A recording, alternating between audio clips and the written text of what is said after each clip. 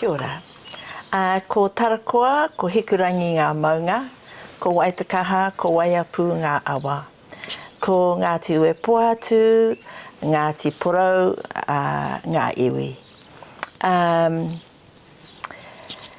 So my communities have been Mangahanea at a very young age, and then we moved to Manutahi, to our new home on our tipuna whenua. I am the 7th of 9 children. My mum is Hikitea Hague Beach, my dad Hubert Charles Beach, and I am Tui Mona Hague Beach Takarangi. My rangatira was Victor John Alderba, and in his 80th year he passed this year in July. We came home after Gabriel made havoc of our Highway 35, and so we've been home just a little while. We came home with a plan to secure our home for our final chapter and to leave it in a good state for our children and mokopuna. 80 plus is our whānau number, and we are back on whenua, whānau whenua. This section in particular that I have a home on, we have our home which we built ourselves with Victor's dad and our son Quinton and other helpers, community helpers and whānau, is the whenua that belonged to our dad's mum, Henrietta Kanoa Whakairi, who became Mrs. Hubert Charles Beach Senior, and that was her husband.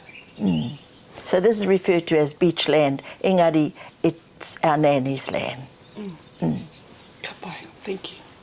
Now, you talked about coming back here to the whenua, Manutahi whenua, Nanny Whakairi's whenua.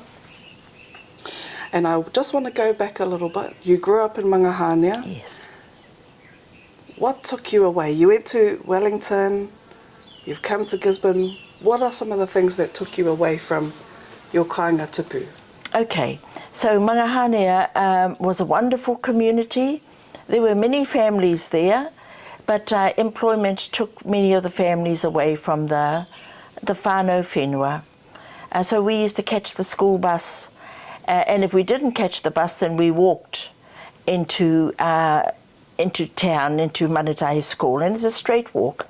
And I can recall walking at the age of 4 plus on my brother's feet, and they would change over, and it just was ease of me getting to where I wanted to go in my day. We all attended Manutahi Primary School, which is adjacent to our whānau whenua here, and then we went on to Ngata College. Its beginning was Manutahi District High School, and when I started secondary school, it was now Ngata Memorial College. Following my 5 years at college, Dame Iritana Tawhiwhirangi, who was our Māori Affairs Community Development Officer, she had a plan with our mum and dad to send me to get some skills. So I got into the Māori Affairs Administration Training program in Wellington, whereby I resided at Pendennis Hostel in Thorndon, walked into Lambton Quay. It wasn't too long a walk, no more than I was walking at the age of 4 plus from Mangahanea to Manutahi. So at Māori Affairs, we would prepare our work for the later part of the day. Then I would go off to Gilby's Business College, and part of the administration course was English, typing and shorthand. And then at the end of that school day, 3 o'clock, back to the Māori Affairs and carry on administration work and put your learning to the test. So I would sit there with the men who would dictate their letters to be typed out, and how was my shorthand and my typing featuring. Could they see that there was improvement happening? I took typing at school. I loved English. Shorthand was new for me. We had Sir Charles Bennett, a family friend I didn't know at the time, and Anne Delamere, who I was to hear so much about later in my life. She was quite a significant person in Māori Women's Welfare League movement. Yeah. Ka pai. And we talked a little bit about this off camera before we started recording. When you came back, you got into some mahi with a small book of English and Māori kupu. Okay. Talk about that. Who were the people involved? Kia ora. So my time at Māori Affairs, that came to completion. I passed all that was required. I moved up a grade and sat some more qualifications, some more exams, and I worked also in the public trust. So that was interesting. I learned about wills and bequeathing items and resources and lands and things. I came back to Ruatoria in 1970. That was not a very long time away, 4 years only. 66 I moved away, and 70 I was back with Tanya Karen, my firstborn child. And so I would go and visit and walk into town with my baby in the pram, and then you meet up with old faces. And I met Aunty Roki Green Koa. She was maiden name Green from Tiki Tiki, where our mum is from. And so I knew Aunty Roki before I went away to Wellington. So she said, Haramai, I want to talk to you. Come and meet me at the RSA after my work. So you see, Victor can hold baby, look after baby, and so I'd go down. And I had no idea, what did she want me for? She's going to give me a job. What am I going to do with Tanya? Or maybe she'll let Tanya come with me. But she had this little notebook, and in it were all these kupu Māori and an explanation of what that kupu meant, and a translation of that kupu. And I said, what is this? This looks like a dictionary. She said, it is. I want you to help me with it. I only have time to work after my work. And I'm old now, and the light in here is not very good. And she and Uncle Tommy Koa resided in the front of the RSA during the week, and they went back to Te Horo for their weekends to their family home. So I said, what do you want me to do? Well, I'm typing these pages, so you type the next 10 pages. And she said, you got a typewriter? I said, yes, I do. I have a typewriter at home. Okay, well, you bring those back to me. You should be finished them tomorrow. And I thought, oh, gee, this is serious. Oh, okay, then what do I do? Just type them on a A4 paper. She said, that'll do, yes. And do you want just one page at a time, or do you want, no, put them all together? And, what's this dictionary? Are you making a dictionary? She said, Kei te pai, we'll talk about that later. We'll just get it finished. Tataria hori mo tēnei mahi, kia oti. I thought, who's Hori? Oh well, Hori Gage, Hori Haig. I started to think about all the Horis I knew. Then I thought, maybe it's just generalization for Māori. Anyway, that was my work. Now that was a big mahi, was very interesting. It was upskilling me on these kupu that I heard mā te whakarongo. And now I was seeing it in writing. Oh, is this what Dad meant when he said all that? And I finished that. That became Hori Ngata, his dictionary. Yeah, I was very, very pleased to have helped out in that. And I looked at the dictionary recently, and it credits Aunty Roki, and I'm very happy that they did that. Yeah.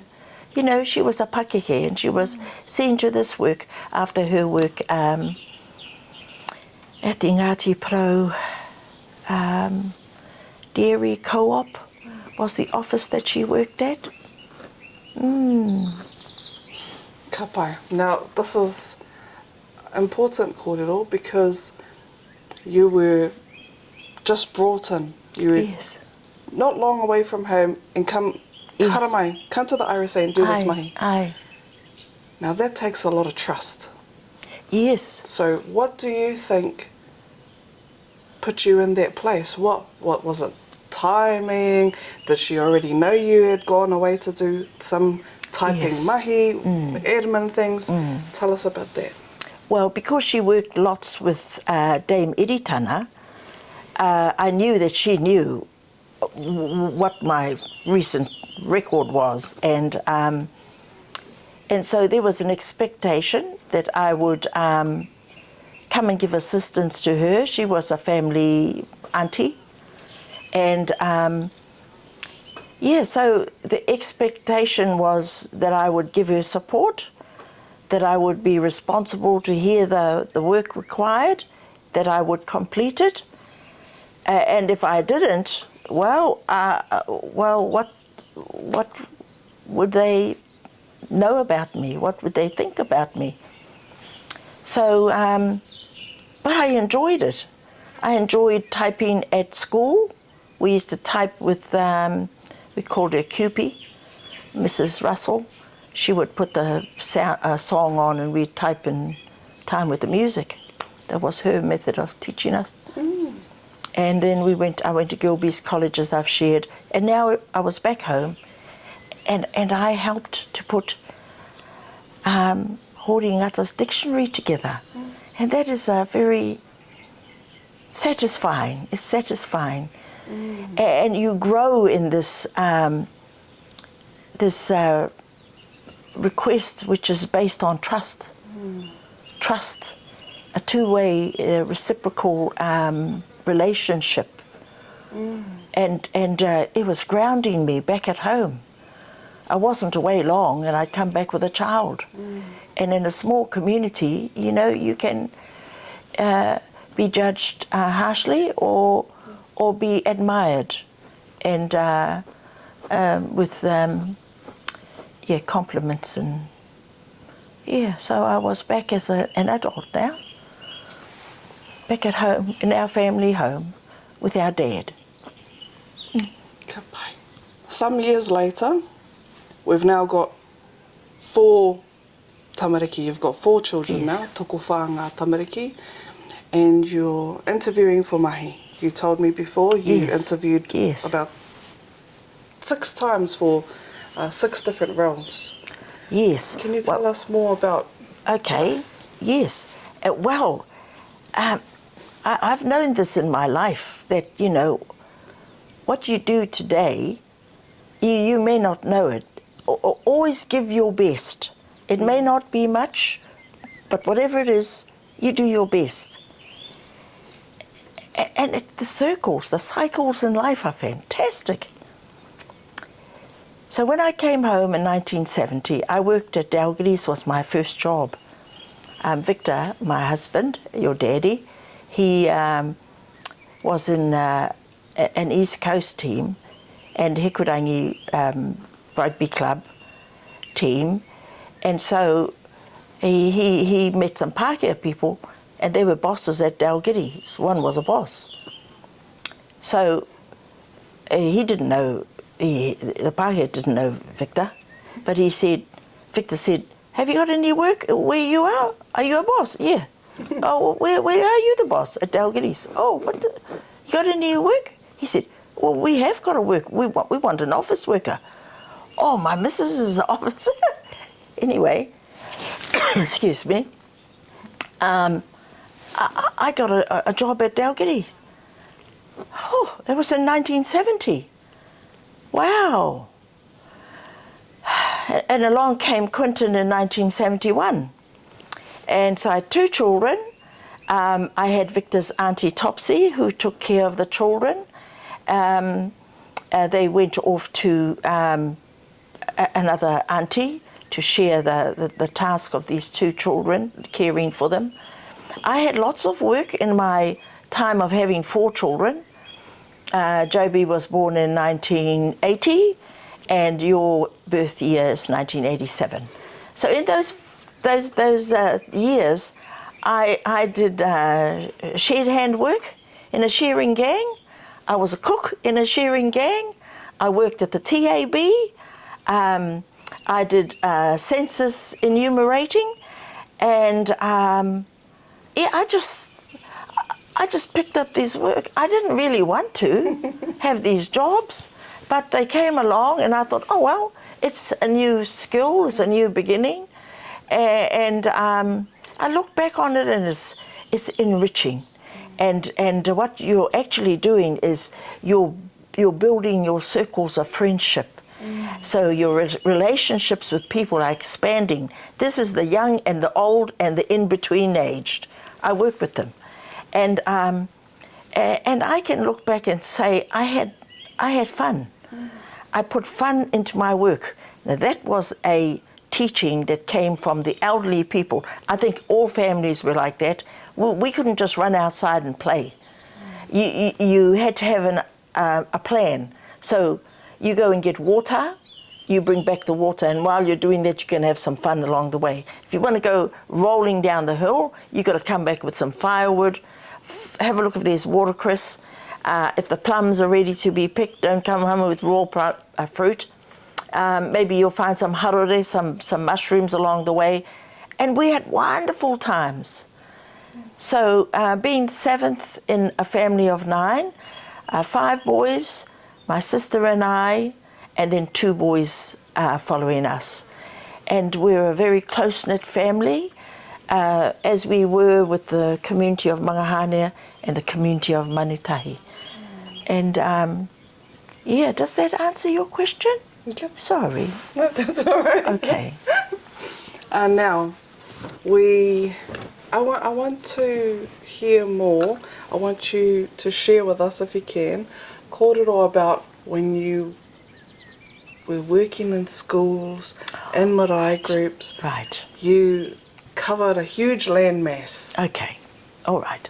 Talk about those relationships. Yes. You've already covered relationship kōrero, whakawhanaungatanga. Aye. Let's hear some more. Okay. So in 1986, we were living in the new housing area, Kararaina Avenue. So 86, Victor went off to do teacher training, and so my children and I, 3 children, and I was in a month's time to find out I was actually pregnant with you. So 3 children, we moved back into our family home with our mum.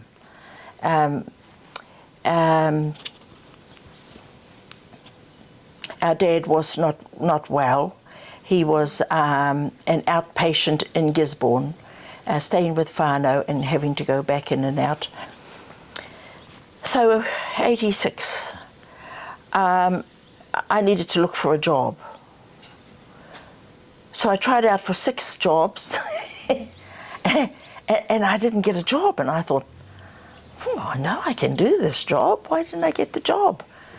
And I'd go home and Mum said, any luck? No. She said, it's okay. That's not the job for you. Something will turn up. And then a nanny who lived near us in the housing area, just across the road, Nanny Mariah Keelan, she said to me, you go and have that appointment. Get yourself an appointment. And I said, she said, well, you'll just carry on doing what you're doing, but you'll get paid. I said, what does that mean? And she said, well, you know how I asked you, when you go downtown, can you bring my stores and pick me up a bit of meat and call in, there was this mobile library service, bring me a couple of books. She said, well, I'll still want you to do that, but at least I won't feel funny about it because you'll be getting paid. I thought, what the dickens is going on? Anyway, I went for this role. It had been filled by our neighbour and my whanaunga, Polly Brown Tarona. For some reason, she had to give it up after just a few months. So this was the vacancy that I applied for. So I went in, and there were these 4 or 5 pākehā in a line, and tangata Māori at the end. and a seat was in front of them for me to be interviewed. So I sat there, and you know, aua I'd already tried for 6 jobs, and I tried really hard. You know, I dotted the I's and crossed the T's and watched my P's and Q's, and one of them was Westpac Bank, and they gave me a pencil to write my answers with. Well, the lead of the pencil broke, and I wasn't allowed to come out of the room, and I wasn't to communicate with anybody. But the pencil was broken, and I had a few more minutes to go, so I actually didn't finish the test. And I thought, you know what, Lord? Wow, these people, they give me a pencil, and yeah, I should be interviewing them. You know, it's a two-way thing. If you want the best, you better prepare for the best. You better apply your best. So I had that kind of. I was going to be comfortable in this 1986 interview. So this tangata Māori asked me a pātai, and I thought, you know, ko wai tēnei tangata. And he's talking to me in Māori. How does he know that I can korero Māori? So I answered him in Pākehā, and then a forestry truck rolled past the Runanga building room we were interviewing in, and I just thought, well, I have to get closer to him because he's right down the end. So I moved my chair and I sat by him so we could talk as we're talking. And I thought, what a funny interviewing group. If I were those 4 Pākehā, I would have formed a circle. But they sat there looking down the line to look at me while I'm making these responses to Hori Ngata. It was Hori Ngata who was the male Māori in this interviewing group. Hori Ngata, whose dictionary I had helped Aunty Roki Green Koa to put together. And I thought, gee, he knew who I was. I didn't know who he was. And he said, you know, he did a mihi aroha to me, and he talked about my mum and dad, just brief, just a couple of sentences. And I just thought, it doesn't matter what the result is. I found out who the man is. It's his dictionary that I helped to help Aunty Roki to complete a mass of pages. I thought, when does this stop, I wonder? Maybe they might give me a dictionary when it's finished.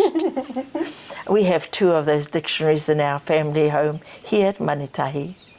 And that's important because that book, it's in many homes. It's in many homes. There'll be thousands of copies in there. And for you to, is it luck? No, it's not luck. It's the whanaungatanga in the community. Absolutely. For that to be harnessed, yes, recognised, yes, utilised. Yes. It's beautiful to be a part of that. And you know, George's wahine, Sally Ngarimu. She's Nanny Mariah and Hamuera Ngarimu's daughter. Now Sally's sister was Tuhi Moana Floyd. We called her Nanny Tus. Now this Nanny Tus had Victor as a child, or as a teenager, a young teenager, in her care. She married Victor's uncle Mick Tuhura. So she was a mother figure for Victor. And this is her sister, Sally, who is Mrs. George Ngata. So these cycles, these wonderful cycles that, you know, they have to be credited, they need to be cared for and expanded on with our children, and this can only come from storytelling, unless, like yourself, Tia, you and Joby, you two were in kohangareo and you had the time with Nanny Tus. She was our kaiako at Whakarua kohangareo, a wonderful teaching time, and we had some activities with the children, and So those years was 1983 to 1986 when I started my new role, because having been interviewed by Horingata and the 4 or 5 Pākehā people, I secured that role. I went in with a lighter, more comfortable, but ahua, you know, like, I tried so hard with the other interviews. This time I was going to enjoy it, and I was going to, you know, whatever the result. My mum was very understanding. So at 4 o'clock that afternoon, I was told, following my interview, that I should hear this afternoon if I had secured the role, which I did. And I worked in that role for 30 years, just short of 30 years. And I went out to the schools. I went out into the homes of our whānau. I went into clubs, groups, and a very important resource helpful to me was Radio Ngāti Pro, started by the people to bring our voices together at a time of turmoil. Radio Ngāti Pro was formed. So I had talkback sessions. I was able to get prizes together. People sponsored prizes. I got prizes through my work budget. And feedback is very important. It's a form of evaluation, and a very important one that should be part of our everyday life. If a child says, I don't want that orange, you say, why not? Well, I've already had 3 oranges, so I want an apple now. You'll get the response. You'll get the direction. And that's just an example. So I did that at schools. I had 20 schools that I worked with on the East Coast, and often I was called into Gisborne to coordinate, in part, immunisations, big programs. I think there's not one area that I have not touched in my work role. Ka pai. So, with immunisation, you weren't administering these immunisations, but in all the mahi that you've talked about, there's a lot of feelings of making people comfortable and entertaining the tamariki and knowing your people. You've had something to do with immunisation, but also other areas of health. Yes. How do you make those connections? Okay. Do you make those connections? Yes, I do. Do you focus on that area? Yes. How do we get that out? It's very important. If it was on the radio, I'd bring in an extra person, because it's quite difficult to hold the focus with just one voice. So I'm enjoying this interview. So on the radio, I'd bring an extra person in, and I worked with Dr. Jan Bryant. And we had community sessions, wonderful. We talked about kutu. We talked about smoking, and the importance of becoming, changing our lifestyle and the habits within our days.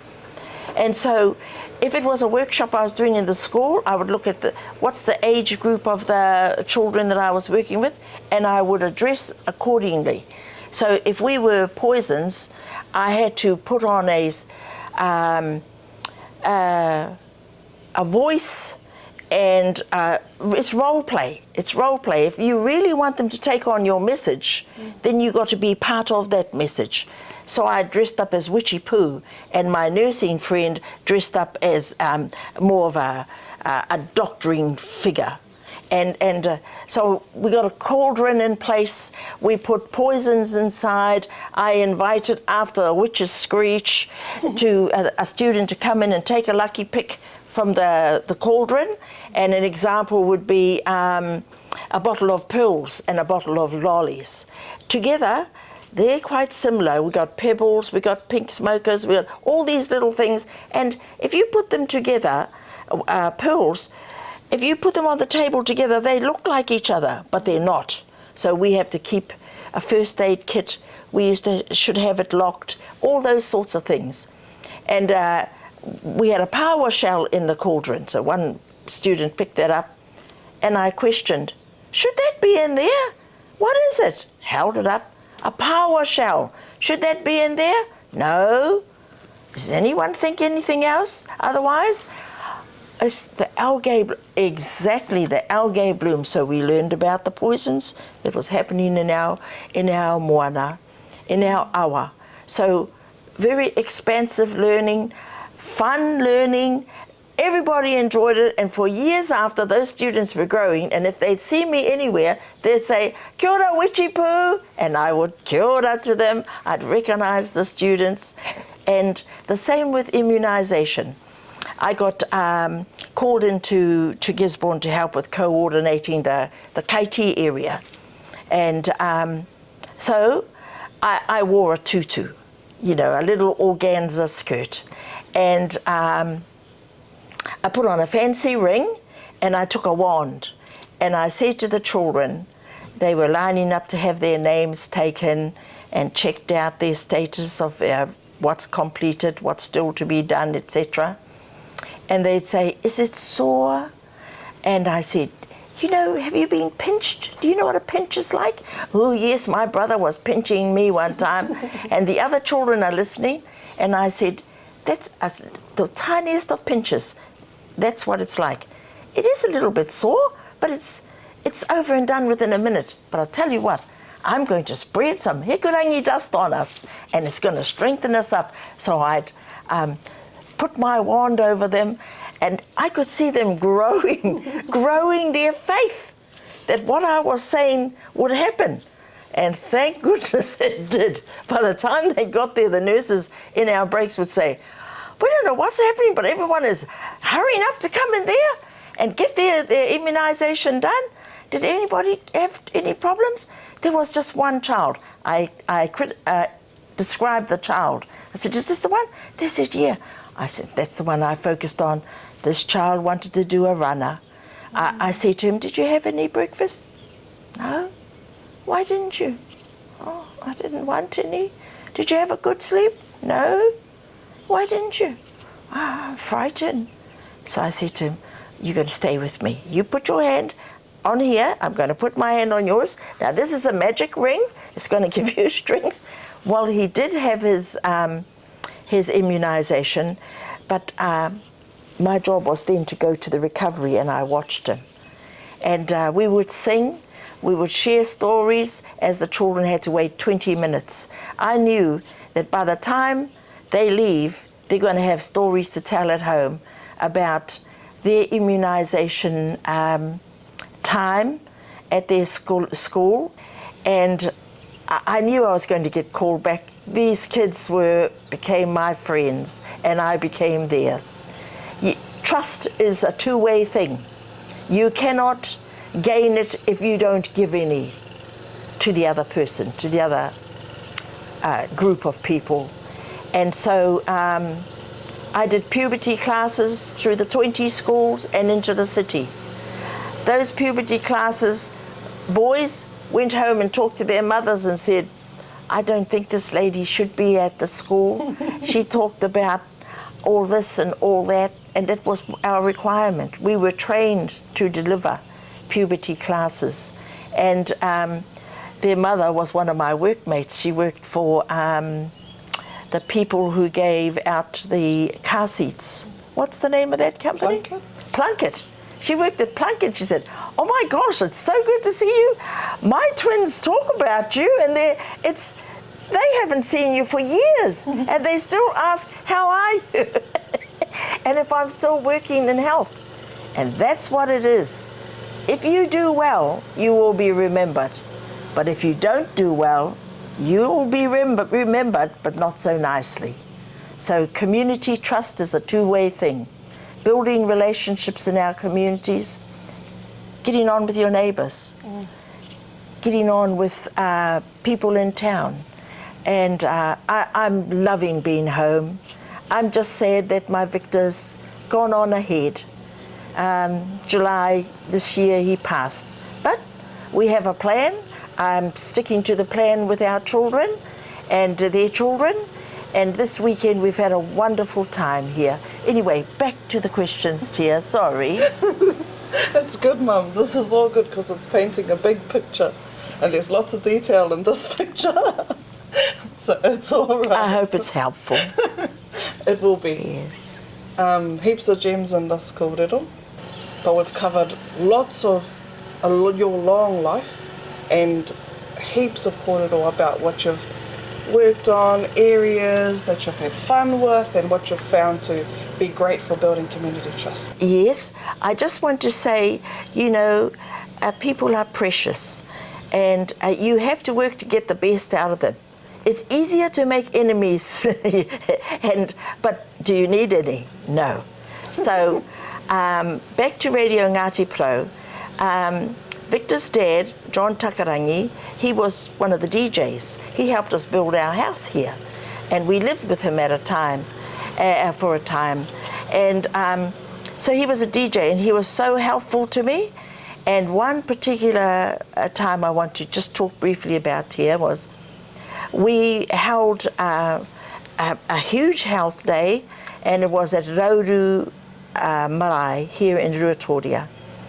And the work that I had done on the radio, building up people's mōhio about this day, encouraging families to come, and we ended up having cervical smears. In the wharenui, I worked with the marae committee through Tame Te Maro. He was a wonderful pakeke. He looked after us. Our physical being, our wairua, and he prepared the marae with the committee. And I went a couple of evenings before our big day, and they asked me, what's actually going to happen? And I said, all the normal things are going to be running in the wharekai, we hope, and in the small wharenui is where I want to have cervical screening. Oh, what's that? He said. And I said, well, the wahine need to have their whare tangata cared for and screened to make sure that everything is okay and we have no cancer growths. And we did that. Now, working with Papa John on the radio, he talked about the male aspect of having the wahine free of illness. It's easier on him, easier on the family, and look, we had a nurse, Mary Ann Barton, and Dr. Jan Bryant, and they were the smear takers. When we arrived there early that morning, I did to set up. All the photos had been taken down. The wahine had been put against the wall, and with respect to them, the committee had turned their faces towards the wall. And all the male photos were taken out of the room. And the lineup, men came with their women, holding their hands, and the line was out onto the lawn here, right out to the gate, to the old bridge road. Oh, and Mary Ann said, she ran away from the wharenui to find me, and she said, oh, Tui, you have to come and have a look at this. You've got to come and see what we're seeing. So I went through the back entrance to the wharenui, and she said, look, they're all lining up. And she said, oh, there's so-and-so with his wife, and so-and-so. And I looked at it and I said, well, that's what we plan to do. I hope you've got at least 100. And we had a little sterilising unit. That's how the rural clinics operated before. It was about getting that little steriliser out of the back cupboard, getting it cleaned up, and using that. And we were all able to claim that we worked hard and we had a successful day, and the community raised our bar of trust, their bar of trust in us to do well for them. Where did that come from? Why did they raise the bar of their trust that they had for you guys? Okay, so it's about, I think, what I was doing was going beyond the scope that's seen by others. You know, a tree it's not just a tree. It requires feeding, requires nutrition, it requires care, And it's like our gardens, it's the same thing. People are even more requirements. And so it's about listening to each other, speaking with each other, not just one speaker giving advice and your duty is to listen and take that advice as gospel. Oh, it's a two-way street in life. You know, we don't live alone, we live together. I'm so happy to be here at home.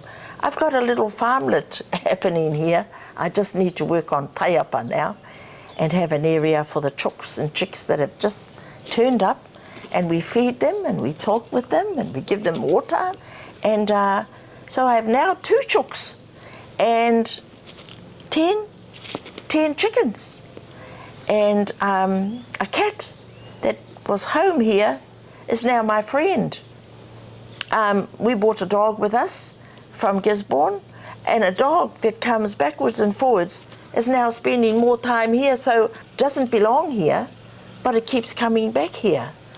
And we have 2 goats. Our neighbours have given us goats to keep our grass down, and it's wonderful.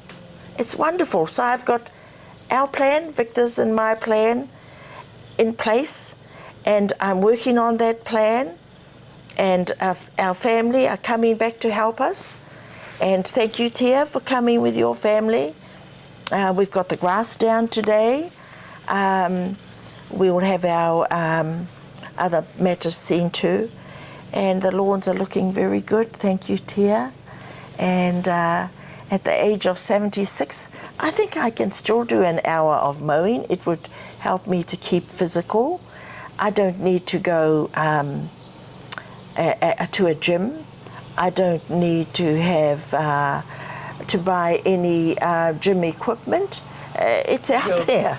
You're keeping active with the lawns and the animals. Yes, yes. Ka pai. Okay, now before we wrap up, Mum, would you like to say any last words? I just want to say that there's another chunk of my life. I was born into the Māori Women's Welfare League. My mum was a member. She never got life membership, but we confer that with you, Mum. But Māori Women's Welfare League is a big part of my life.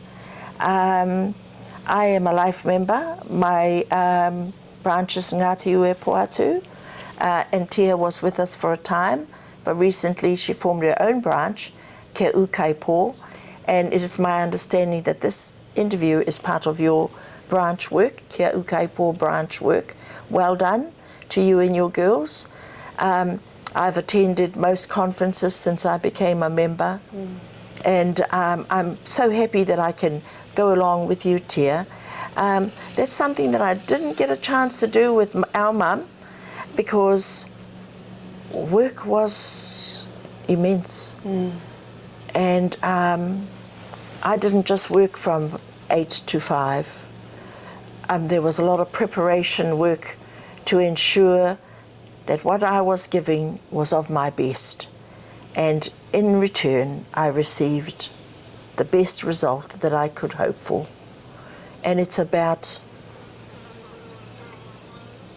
mā te whakarongo, mā te titiro, mā te kōrero, ka puta I ngā mea pai.